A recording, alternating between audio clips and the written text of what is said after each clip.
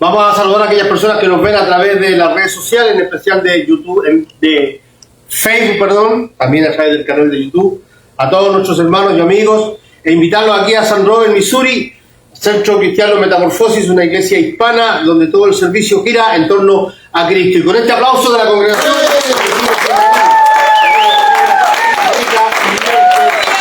gracias por estar con nosotros. He llamado el tema de hoy un nuevo Israel. Un nuevo Israel. No podemos enajenarnos, no podemos no reconocer que el mundo está pasando un momento demasiado complicado.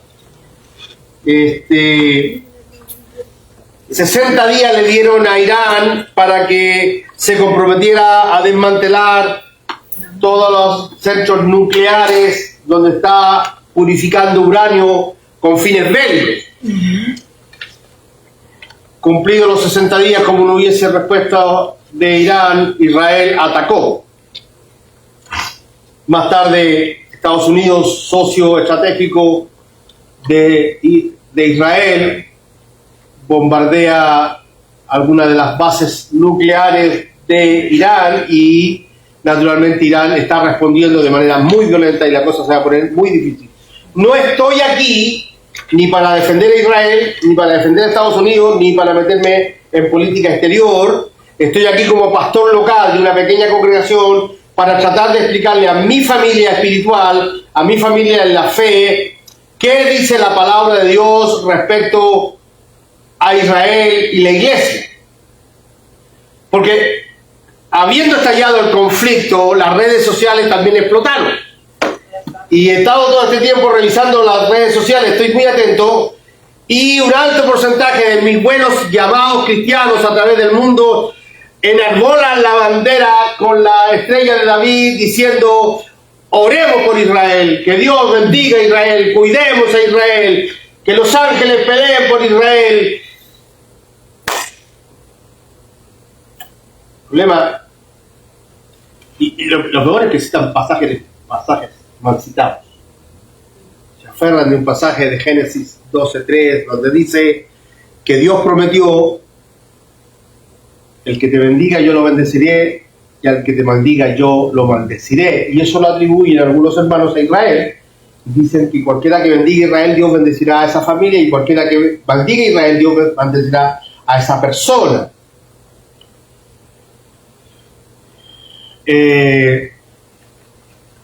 Pero se nos crea un conflicto de valores. Inevitablemente se nos crea un conflicto de valores cuando me siento frente al televisor a ver las noticias, pensando en mi corazón y en mi mente que Israel, el Israel político que está gobernado en este momento por el señor Netanyahu, si yo pienso que ese es el Israel de Dios, y veo los rostros de niños palestinos muriendo de hambre, ¿por qué tengo que orar? ¿Cómo le digo, Señor, dale fuerzas y protege a Israel cuando hay millones de niños quedando huérfanos, mujeres viudas? ¿Cómo me enfrento a Dios ahora? ¿Qué le digo? Señor, porque mi deber como que quiero orar por esos niños. ¿O no? ¿Cómo le digo yo, Señor, ayuda a Israel para que las bombas que lance sobre Gaza sean solo de caramelo, leche y cornflakes para que esos niños coman? ¿Cómo se lo digo? Cualquier guerra es cruel. La Segunda Guerra Mundial fue cruenta y murieron miles de personas. La guerra de Vietnam fue cruenta y murieron miles de personas. El problema que tenemos hoy, que el que está combatiendo en Medio Oriente es Israel, y un alto porcentaje de cristianos creen que es el pueblo de Dios y que debiéramos respaldarlo con nuestras oraciones, pero nos enfrentamos a una crisis moral.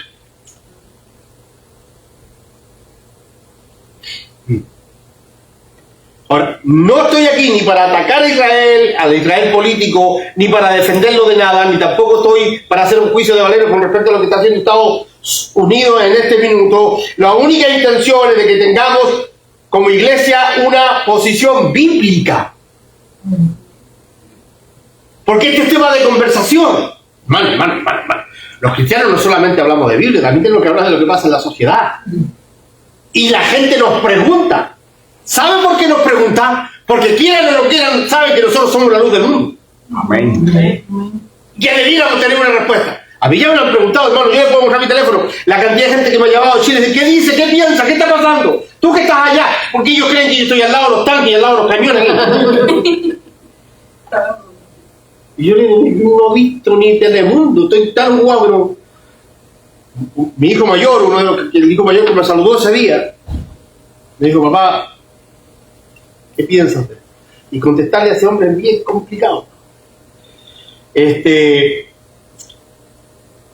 Yo no tengo un pensamiento personal, solo me remito a decir lo que la palabra dice. ¿Acá?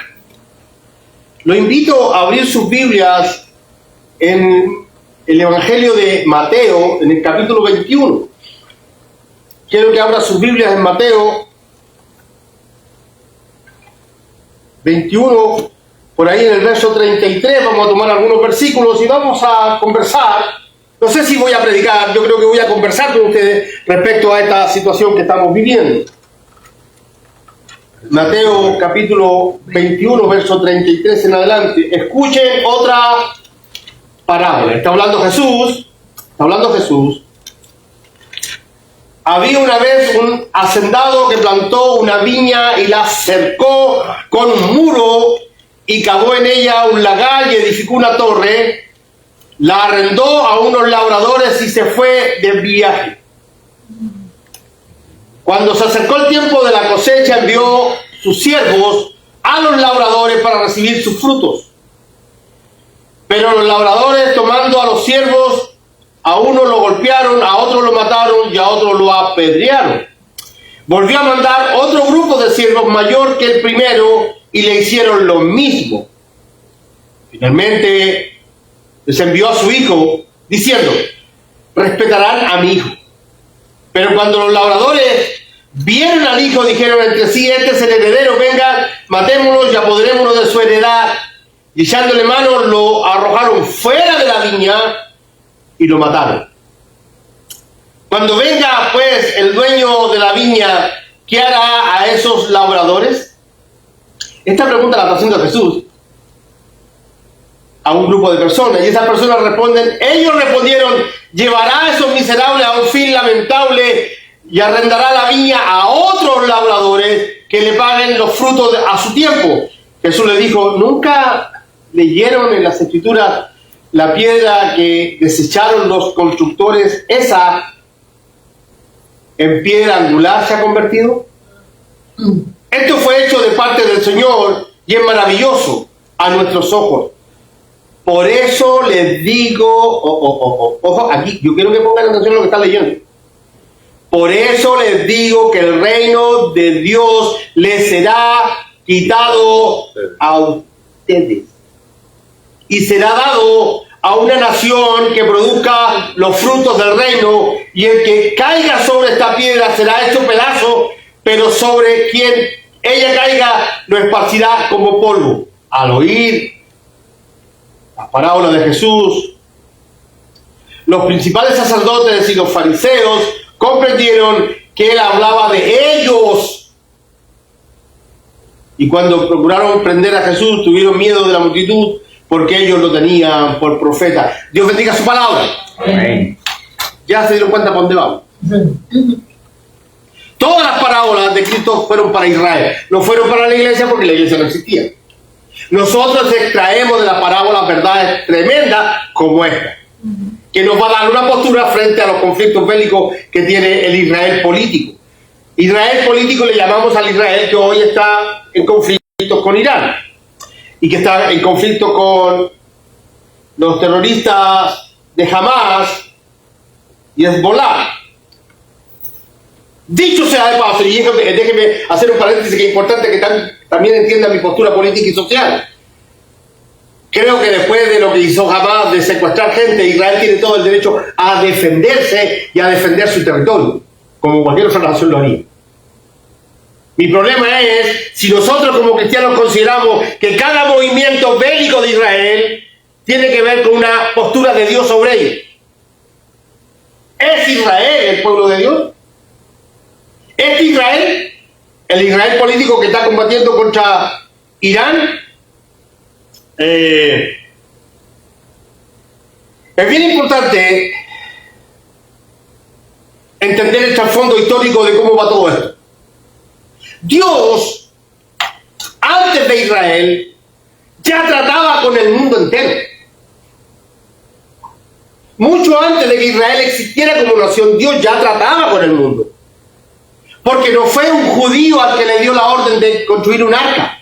Fue a un ser humano común y corriente. ¿Está aquí? Y Dios trata con la humanidad mandando un diluvio para extirpar la raza humana por el que el pecado había sido a niveles estratosféricos. Luego del diluvio, unos cuantos años después, Dios va a Ur de los Caldeos, a Mesopotamia, para hablar con un hombre que no era judío, porque Israel no existía aún. El nombre de este señor era Abraham, que significa Padre exaltado. Y cuando Dios habla con este Abraham, le cambia el nombre por Abraham, que significa Padre de muchedumbres. Y le dice que le va a dar una descendencia incontable como las estrellas. Y le dice, y de tu descendencia habrá uno por el cual serán benditas todas las familias de la tierra. Y se está refiriendo a Jesús. No lo estoy inventando, eso es lo que Pablo entiende cuando le escribe a los Gálatas. Eso es lo que Pablo entiende cuando le escribe a los romanos. Cristo es el descendiente por el cual serían benditas todas las naciones de la tierra. Y esa es de Abraham.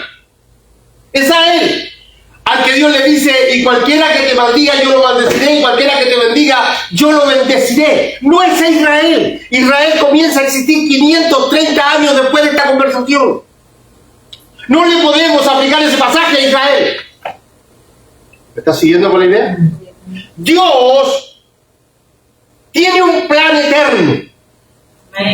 Y el plan eterno de Dios, a la luz de la Escritura, es salvar a sus escogidos a través de la muerte de Cristo en la cruz. Es un plan que está diseñado desde antes de que Adán pecara.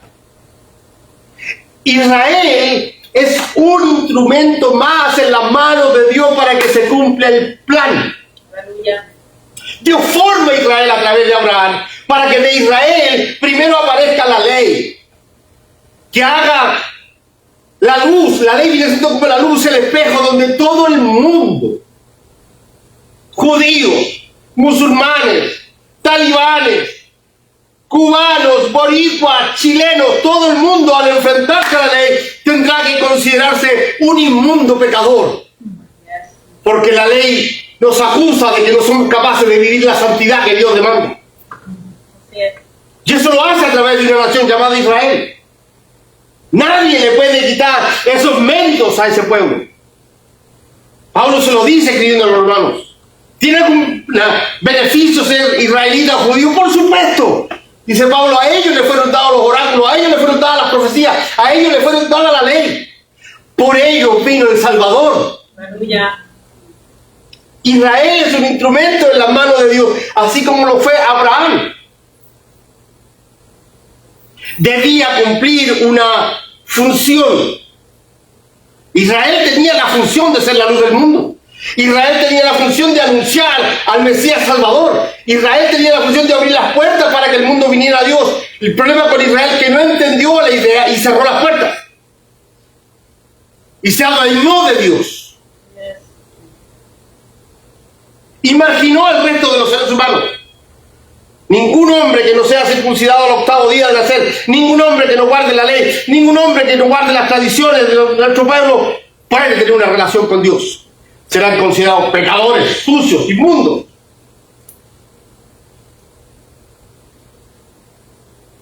Y ahora, Jesús se enfrenta a un grupo de personas que conocen la ley, que conocen las profecías. Voy a hacer un segundito conmigo al capítulo 21, verso 23 de Mateo. Mateo 21, 23, cuando Jesús llegó al templo, los principales sacerdotes, ¿quiénes?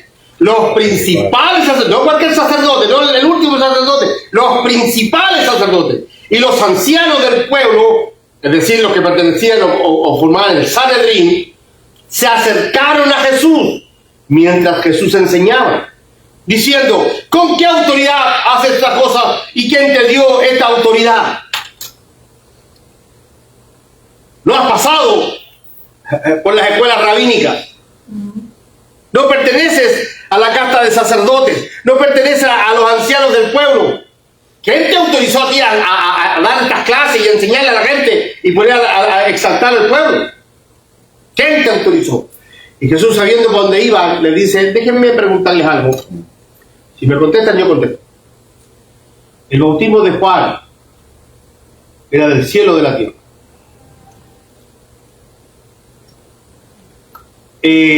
No supieron qué responder. Si decían del cielo, Jesús le iba a decir: ¿por qué no se arrepintieron y se bautizaron? Y se decía de la tierra, el pueblo los iba a matar porque lo consideraban un profeta. No respondieron: no sabemos. Jesús dijo: ok, yo tampoco les voy a responder, pero les voy a decir algo. Les voy a decir una parábola, dice Jesús. Había un señor que tenía un campo y tenía 2 hijos. Y le dice a uno de sus hijos: quiero que vayas al campo y hagas estos trabajos. Y el hijo le dijo: no quiero ir. Pero más tarde fue. Y también le dijo al otro hijo: quiero que vayas al campo y hagas estos trabajos. Y el hijo le dijo: sí, papito, yo no te preocupes, pero nunca fue. Y es interesante cómo Jesús va presentándole a los judíos, a los sacerdotes y a los maestros de la ley las dos posiciones entre estos dos pueblos, entre dos etnias, judíos y gentiles. Ustedes dijeron que harían las cosas que Dios les pidió y nunca las hicieron, pero hubo otra gente que viene mucho más tarde, que son mirados en menos, que son calificados como pecadores, como sucios, como gente que no merece nada, pero esa gente fue capaz de decirle a Dios: yo lo voy a hacer, Señor.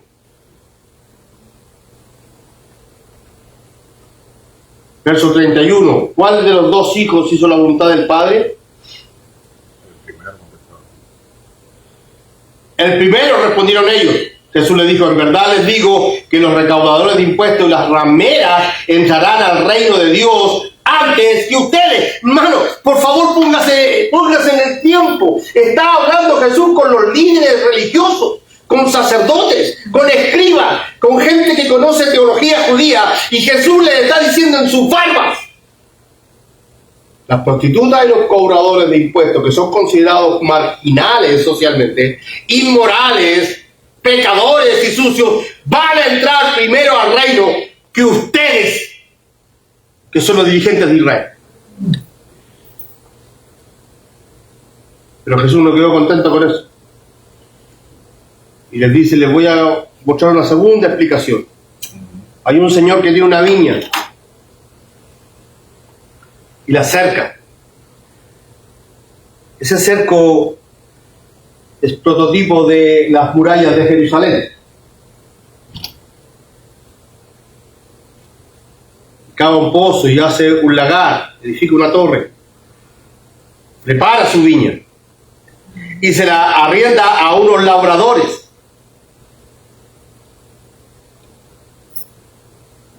Pero estos labradores nunca dan el fruto que tienen que dar.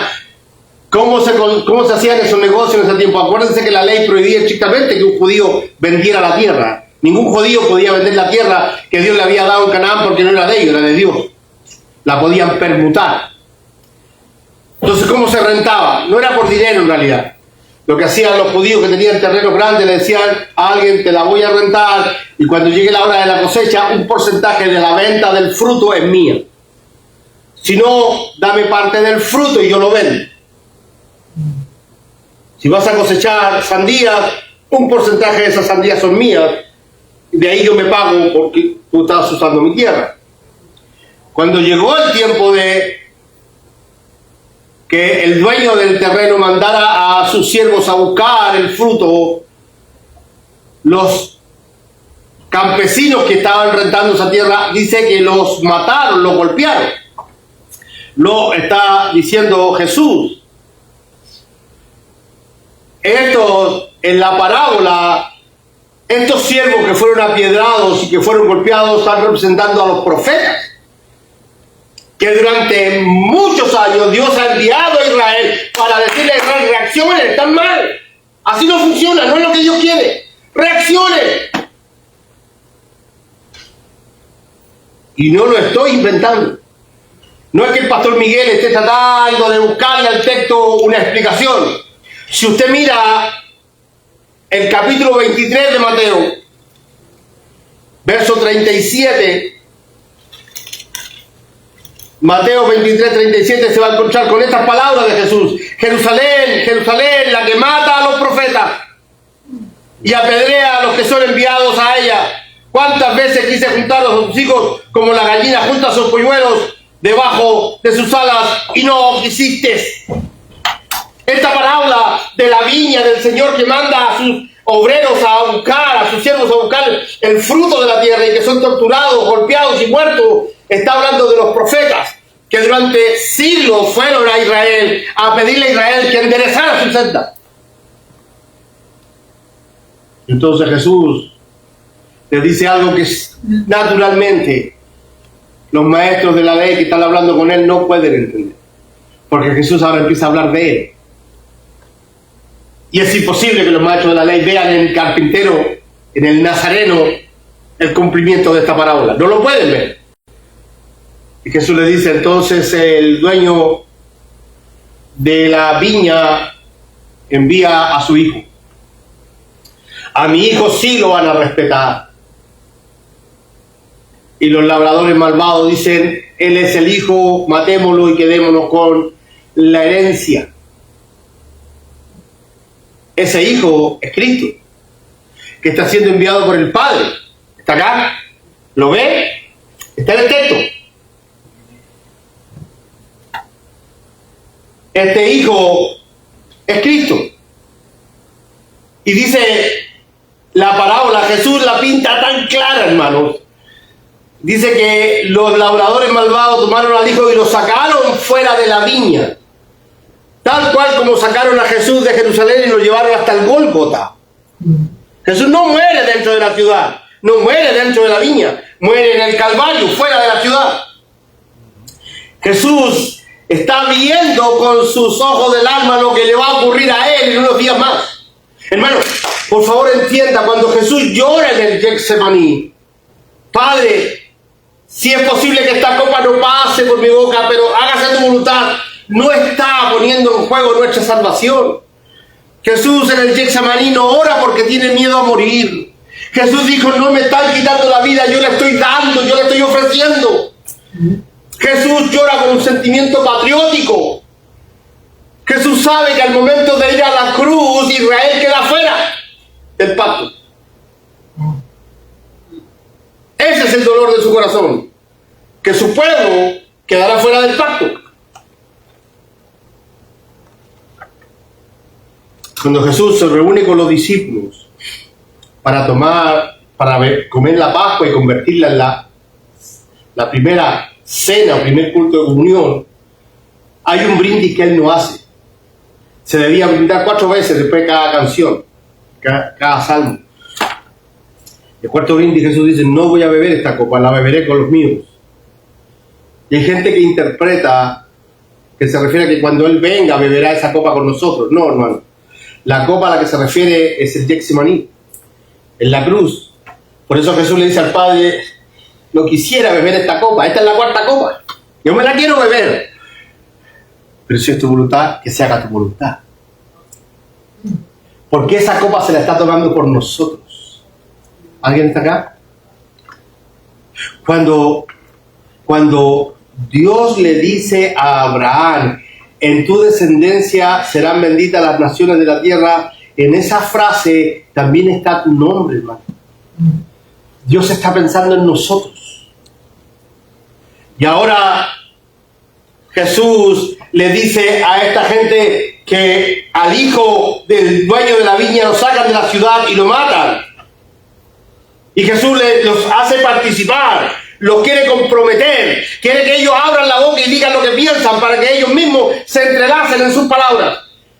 ¿Qué creen ustedes que hará el dueño de la viña con esos labradores?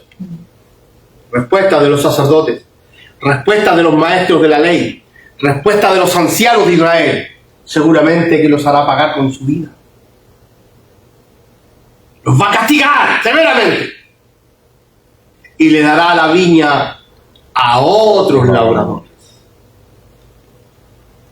Jesús les dice: ustedes que son maestros de la ley, ustedes que son maestros de la Torá, ustedes que conocen de memoria la Mishnah, ¿lo han leído ese pasaje donde dice que hay una piedra fundamental que los edificadores desecharon, pero que esa piedra vendrá a ser el fundamento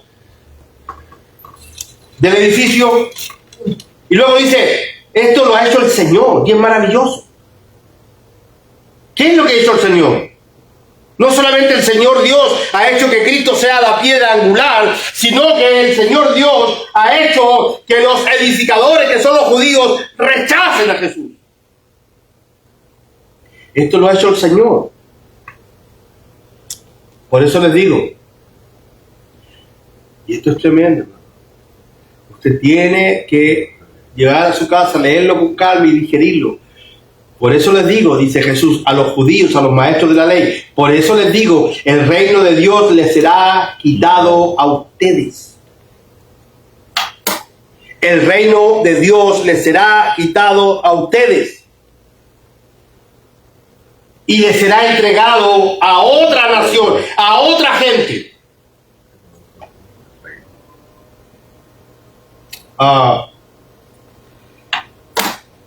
¿Se acuerdan cuando Jesús en Juan dice, tengo otras ovejas para allá, que las tengo que traer al redil, para que también tengan un solo pastor? Éramos nosotros, los desechados de Israel.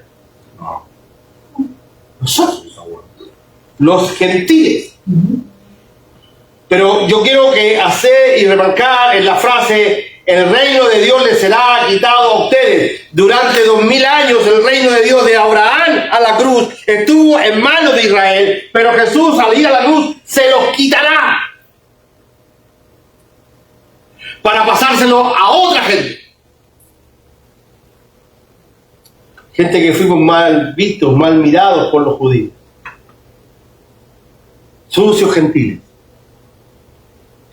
Y yo quisiera de alguna forma hoy día que el Espíritu Santo me ayude a transmitirles a ustedes esta tremenda verdad sobre el hombro, sobre los hombros de ustedes, sobre los hombros de nosotros, sobre los hombros de la iglesia gentil. Descansa el reino de los cielos. Nosotros lo llevamos, nosotros lo transportamos, nosotros se lo mostramos a las naciones.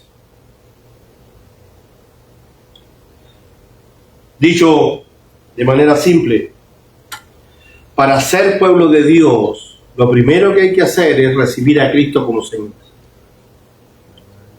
Cuando un hombre y una mujer en alguna parte del planeta Tierra aceptan, reciben y confiesan con su boca diariamente, no es que pasa al frente y confiese frente al pastor mientras ora, no.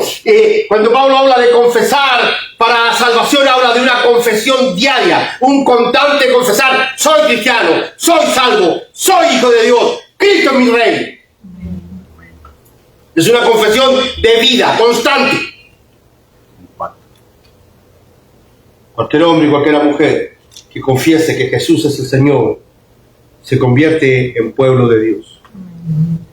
Si un judío cree que Jesús es el Señor, también es pueblo de Dios. Pero si alguien en Checoslovaquia, en Rusia, en Afganistán, en Estados Unidos, en el sur del mundo o en Israel no quiere reconocer que Jesús es el Señor, no es pueblo de Dios. ¿Está aquí? La relación ya no es con Israel. Después de la cruz, la relación es con la iglesia. Entonces, ¿no debiéramos orar por Israel? Claro que debemos orar por Israel. Pero no solo por Israel. También vamos a orar por los niños palestinos. También vamos a orar por Irán.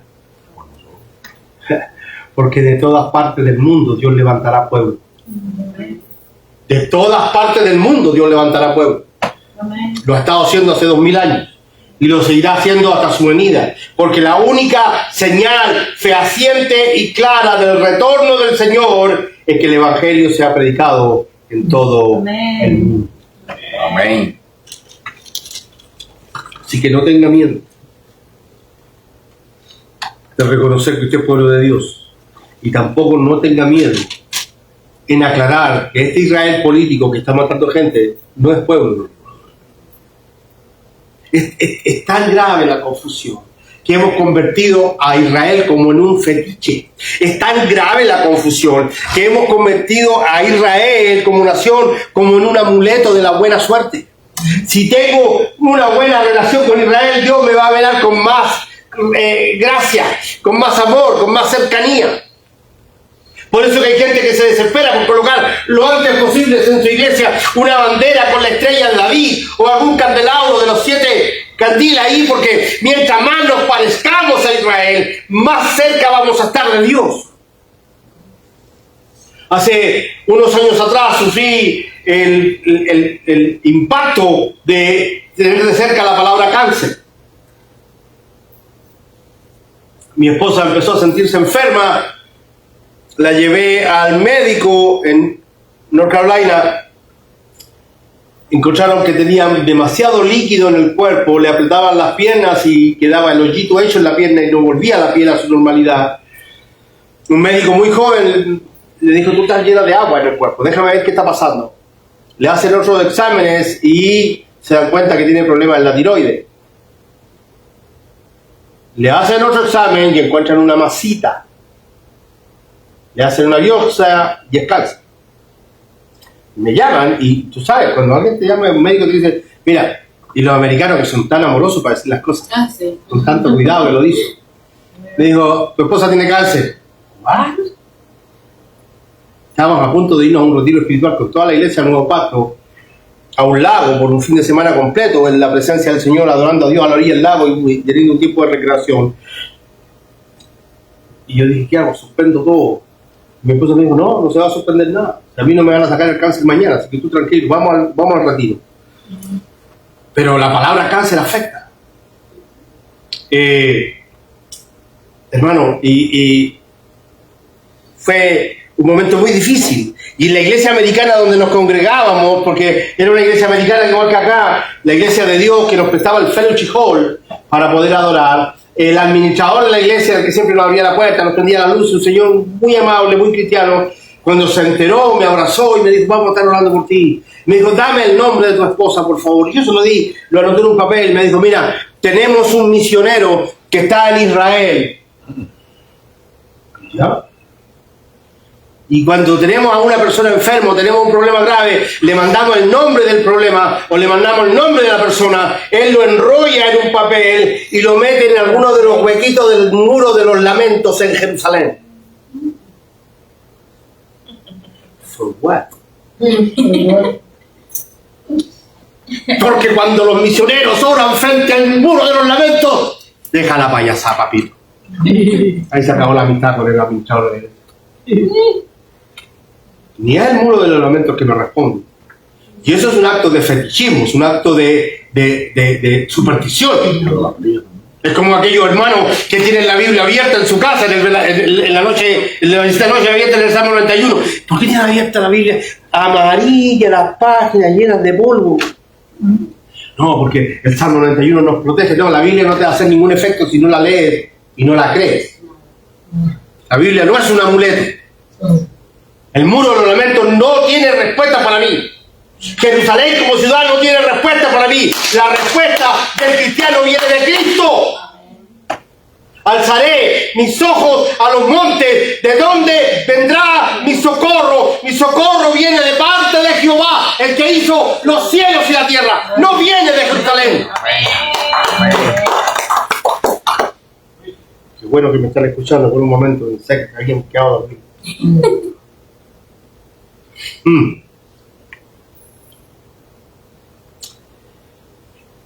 No enarbolamos la bandera con la estrella de David. Ni vamos a cantar, no me confundan. Hay canciones hermosas, muy cristianas, para los cristianos, que tienen frases en hebreo, por ejemplo. Yo las canto sin ningún problema. El problema es creer que al cantar alguna frase en hebreo, o decir una frase en hebreo, eso me acerca más a Dios. Es eso lo que en eso no debemos caer. Yo les he dicho a ustedes esto antes y se lo puedo repetir hoy día. Hay iglesias en mi país, hay iglesias donde ya no te saludan diciendo Dios te bendiga. Te dicen Shalom. Baruch Hashem Adonai. Yo digo, ¿qué? Dímelo en inglés, por favor. Hermano, tengo hermanos en Cristo a los que amo y los respeto, pero que ya nunca más volvieron a decir Jehová. Dicen Yahweh. Y nunca más volvieron a decir Jesús. Dicen Yahshua. Porque ese es el nombre hebreo. Dios no habla hebreo. No. Dios no habla hebreo. Hebreo habló Jesús en su carne. Dios habla todos los idiomas del mundo. Y cuando yo lo adoro en español, Él me entiende. Amén. Y se goza con mi canto. Y se goza con mi alabanza. Y se goza con mi mal español. Yo creo que la única vez que no se goza es cuando trato de hacerlo en inglés. Ahí me dice, tienes que aprender todavía.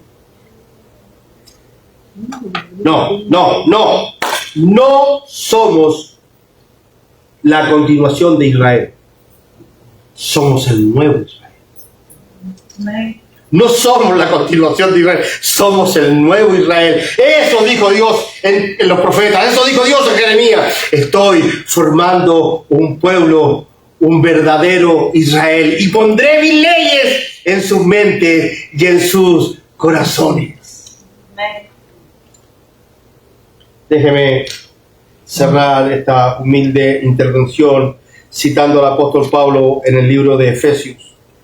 Vaya conmigo a la carta a los Efesios un segundo, por favor. Quiero terminar esta reflexión bíblica citando al apóstol Pablo a los Efesios, por favor. Del capítulo 2, verso 11. Efesios 2, 11.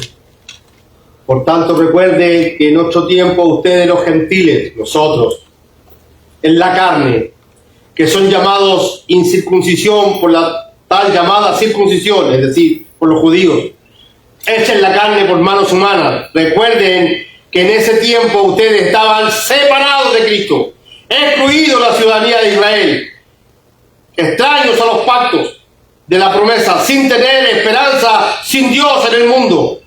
Pero ahora, en Cristo Jesús, ustedes que en otro tiempo estaban lejos, han sido acercados por la sangre de Cristo. Amén. Porque Él mismo es nuestra paz. Y de ambos pueblos, judíos y gentiles, de ambos pueblos hizo uno, derribando la pared intermedia de separación. Se refiere a la ley. Poniendo fin a la enemistad en su carne, la ley de los mandamientos expresados en ordenanza, para crear en Él, en Cristo mismo, de los dos un nuevo hombre, estableciendo así la paz. ¿Alguien pudo leer conmigo? No estamos diciendo que todos los judíos se van al infierno. Tampoco estamos diciendo que todos los gentiles se van a salvar. Estamos diciendo que Dios, en su misericordia, de entre gentiles y judíos, ha hecho un nuevo pueblo. Y lo que hacemos nosotros es gozarnos.